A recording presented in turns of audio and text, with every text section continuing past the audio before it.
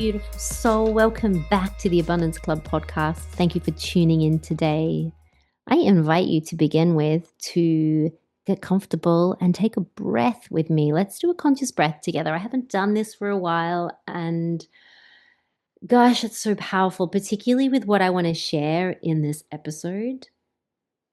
We want to be in the present moment for this. There is so much power in the present moment. So a single breath united together. Like imagine that when you're listening to this podcast, there are other people around the world who are listening to this podcast as well. And even the people that have listened before you, we're all connected. So let's take a powerful, big, juicy breath together in through the nose. And just pour it out through your mouth. Let's take two more like that, in through your nose and out through the mouth. One more, wherever you are, whatever you're doing, go ahead, breathe it in through your nose and let it go out through your mouth. This is relevant to today's episode. I was going to share something completely different in this podcast episode. And before I press record, I had this nudge from my soul to ask you this question. So if you are listening to this episode, my friend, it is for a reason. And here's the question. Where in your life right now are you letting the current, the river, take you? And where are you maybe trying to hold on to the banks of the river, grabbing hold of a branch, trying to maybe pull yourself up the other way, trying to turn your raft around and swim upstream? One of the most powerful things I think that I have ever learned and integrated since being in the personal development space for over 20 years, being a manifestation coach, being a yoga teacher, mentoring so many women over the years, and just the way that life has schooled me in the manifestations that have come to pass for me and those that haven't, is that there is always this divine intelligence that is moving through your life, that has your back, that has the plan, that has everything mapped out. And so often in our personality, in the way that we try to control, in our ego, which many of us are operating from that place a lot of the time, particularly when we are wanting to create something or manifest or call something in that has meaning for us, right? So often we are in a place of not fully trusting in that. And so we're trying to make things happen. We're maybe trying to force outcomes. We're maybe trying to push things uphill, and then we're wondering, why isn't that working? Why hasn't that person called me back? Why hasn't that job opportunity come in? Why have I missed out on that house that I thought was for me? Gosh, I've had instances in my life where I have found a house that I fell in love with and I thought, this is the one. And I've gone for it and I've missed out on it. I was devastated, only to discover that the one wasn't that it was coming, that it was even better. And then I look back and wonder, why didn't I just fully trust in that? Why didn't I see the signs of how there's actually wasn't flow there? I can remember an instance, and I mentioned this to my husband before. I can remember there being an instance when we were trying to buy this house. I was like, I could not find the agent. I was like, do you not want to take my money? That is not for no reason. That is the divine intelligence weaving through, saying, not this way. It's that whole saying of like, it is not rejection. Often the things that we feel are rejection or punishment is the divine redirection of life and the universe showing us where we're meant to be, where we're heading, what we're meant to do. And it's our job not to resist that, not to push upstream, but to work with it. So if there's the analogy of you're floating on a raft and you're deciding to actually not fight life, but you're going to let the current, divine intelligence take you. Or I love, the other visual I get is when you're at the airport and you've got that travelator and you're walking along from the, maybe to the gate or back from the gate to go and get your luggage, and you're walking along and you've got the choice to step onto the travelator and it just takes you and you coast along, and you can still walk as well and be in that kind of collaborative relationship, and you're going to get there quicker, and you can stay still. You're still going to get there. But what we don't want to be doing in that instance is turning back the other way and trying to walk against it. I'm sure we've all done that before, even as kids, where we've walked up the escalator or the travelator trying to go up the other way. It's tough. It's hard work. We might eventually get to the top, but then we realize this isn't actually where I want to be, because it doesn't feel good to go against the flow. And I'm not just saying, just go with the flow and do nothing and sit back. But for most of us, that's the very medicine and invitation that we need right now, because we have been so used to not trusting. We've been so used to not actually working with divine intelligence, but actually pushing against it. And another common way that we push against it is that we are out 10 steps, 10 feet out in front of where life is asking us to be right now. We're out in the future, forecasting possibility, trying to find a solution out there, trying to make something happen. And as we know, nothing exists out in the future. All power exists only in this present moment. But how often are we predicting an outcome? And we're going so far into that before we even know. How much do we actually stay in the moment, meet whatever discomfort or resistance might be there? Because what that's doing is inviting you into a really powerful state that is required for manifestation. One of the most powerful states that's required for co-creation, which is surrender. And we can't surrender when we're out in the future. We can't surrender when we're pulled back into the past. The only place that we can surrender is when we are actually willing to meet the present moment. And I don't mean surrender in terms of handing over our power and giving up. I actually feel like surrender is one of the most powerful states that we can be in, because when we surrender, we let God in, we let the divine in, we become present enough to listen to the guidance that's wanting to move through us. We become present enough to soften the grip to a particular outcome that may actually not be the outcome that's for our highest and best. So I wonder, is there a situation in your life where you are maybe trying to use force to get to a particular outcome? And what if that outcome is actually not for your highest good? Because I can tell you right now, if it was, you wouldn't need to chase it in the way that you are chasing it. You wouldn't need to fight for it. You wouldn't need to try and make it happen. I promise you, there would be a level of synchronicity and ease that you would feel in your body. Because when something is for you, you never need to force it. When something is for you, it occurs, it happens. You see the signs, you notice the synchronicities, you feel a new level of ease in your body.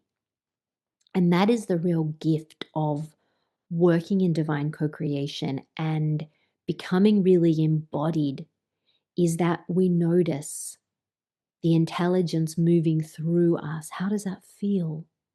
I had a recent situation around purchasing a property, and it not totally unfolding in the way that maybe I had thought. And I had to really step back and take a pause and go, this is really interesting. There's not the flow here that I would expect if something was meant to be. And another opportunity situation has presented itself quite divinely. And this other situation, there is some flow, there is ease. It's just unfolding in this more natural way. There's not a chasing energy that's needed. And so the reason I'm saying this is really pay attention to the way that life is working with you at the moment. Are you trying to make something happen? Are you trying to force a square peg in a round hole? It doesn't feel good. It feels like there's a bit of a hustle energy. We can feel like there is an attachment. And what would it be like if you took a moment to soften your grip and you step back and you ask the question of, what is this trying to show me at the moment? And is there something else that I'm being invited to notice? And that might be pausing. That might be waiting for there to be flow, because there always will be, because that is the nature of reality. We are fluid beings. We are energetic beings. And what does energy do? It moves, it flows, it vibrates continuously. I've recently got a vibration machine at home, one of those ones, those mats that you stand on, and it vibrates. And we're all using it in the household because it feels great. You feel alive. You feel your cells pulsating. You feel the energy moving through your body. We're not meant to be static. And life needs to be able to move through you. The current needs to move through you, the current of energy, but it's not able to do that if we are in force and control and gripping, because we're not actually in the present moment paying attention to the way that life is communicating with us. And life will communicate with you through flow, through noticing. This actually feels good. This feels easy. We don't need to struggle to get outcomes. And so, whatever you're meeting in your life right now, and I just really feel to share this because quite often we are trying to find a solution to a perceived problem, but we're operating on this same frequency of control and trying to make something happen. We need to be able to elevate our consciousness to where the solution lives. And it doesn't live in this old identity that is in fear, or that doesn't know how to trust life, or that's doubting themselves. What would it be like instead for you to respond as the version of you that just knows everything that's occurring in your life right now is meant to be? Everything is unfolding exactly as it's meant to. If you fully trusted that, how would you feel? What would be a move that you would make around this situation in your life? Or would you simply be guided to pause, to wait, to notice, to feel into the impulse that's going to ask you to act? The only way that we can feel into that impulse is when we create some space to sit in the silence, when we create some distance between where we are, where the problem is. Are we enmeshed in it? And if so, can you step back? Do something that feels good, that elevates your frequency, whether that's going out in nature, putting on a song and having a dance, cooking, talking with a friend, laughing, going to a movie, whatever it is that shifts your frequency. The solution will absolutely find you. The flow will find you.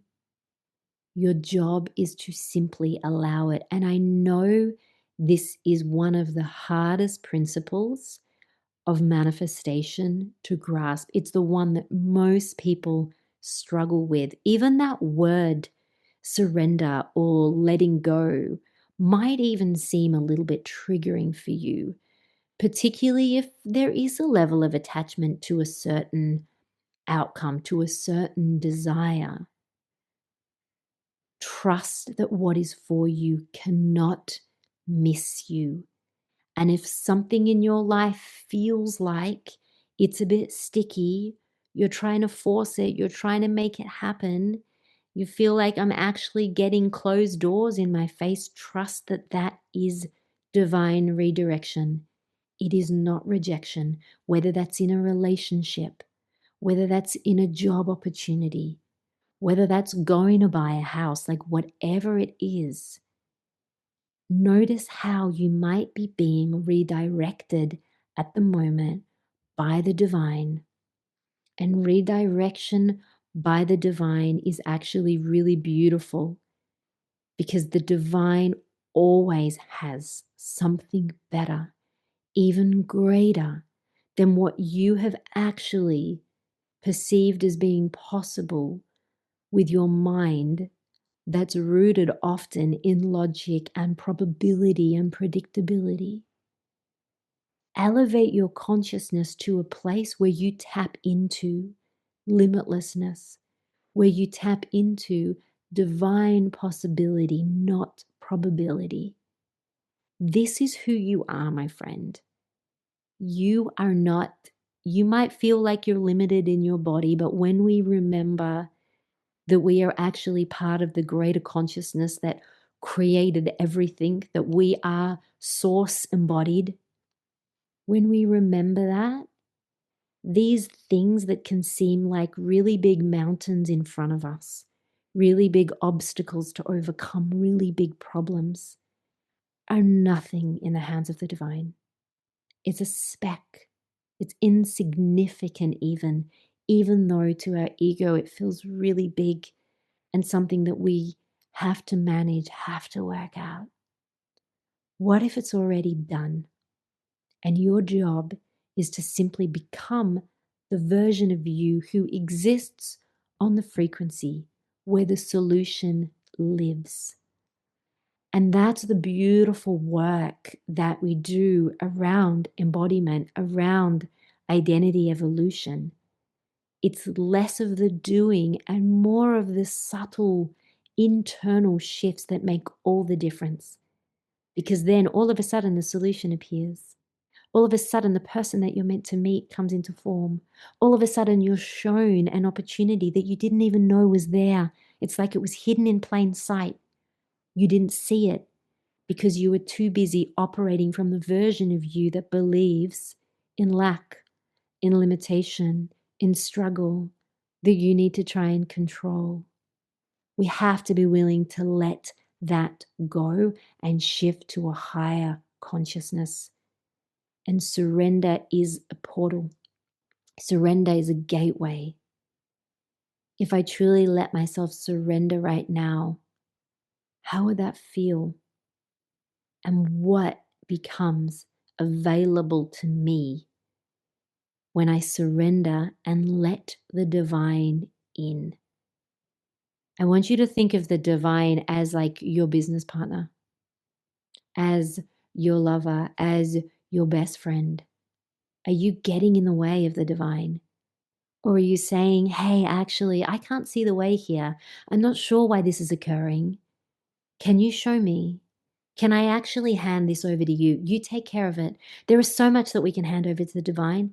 There is so much that we can let off our shoulders and take the backpack off and go, this feels too much for me right now. This feels too big. I do this all the time. I need to hand this over. And the solution, trust the solution will appear in the right timing. Because what is for you, my darling, cannot miss you. Can you let yourself believe that? More than anything else, can you let yourself believe that? And give yourself the opportunity as much as you can throughout your day to sit in the present moment, to breathe into the space beneath the noise of the mind, and to feel and notice the way that the divine is weaving its magic through your life. And your job is to allow it to release any of the kinks in the hose. You are a conduit for the divine. So, what helps you to make space for it? What helps you to get out of your head, soften the control, and let the light in? We are doing this at the moment in the program that I'm running, and really discerning, like, what is truth here? And what is my mind actually just making up as stories and illusions that I've been buying into? But I can unsubscribe at any time. And I can allow myself to actually feel, what do I know here that's truth? And the only truth is love. The only truth is what comes through from your soul. And the rest of that, we can leave behind. There is so much that we can drop away. If you want support with this, you can jump into a one-to-one session with me. I will put the link in the show notes. It's a beautiful way for you to come back into more of an empowered place of co-creation with the divine. And when people do this, I notice the external reality shifts very quickly because they realize I've just been operating on a lower frequency. And the desired reality, the dream that I have, it's just on a different channel. And I need to just shift the signal to become resonant with that channel. And when that happens, what is for you will always eventuate, will always come in the most divine timing. It's magic. So thank you so much for tuning in today. I hope that it resonated with you. Feel free to share this episode with someone that you feel needs that little reminder to go with the current, to let go, and to trust that even though you feel like you don't have the map, the universe does. It wants to hold you. It wants to support you. It is always going to guide you. And often it is less. It is so much less that we need to do, and so much more that we can allow ourselves to be in this moment that feels good, that feels expansive, that allows us to move into a place where we feel so divinely inspired. And that is the place that we want the action to come from, not from force, not from struggle, not from ego, not from fear. Feel free to rate or review this podcast. Make sure you are following along and subscribed to whatever channel and platform that you are listening to this on. I love you so much. Enjoy the rest of your day, beauty.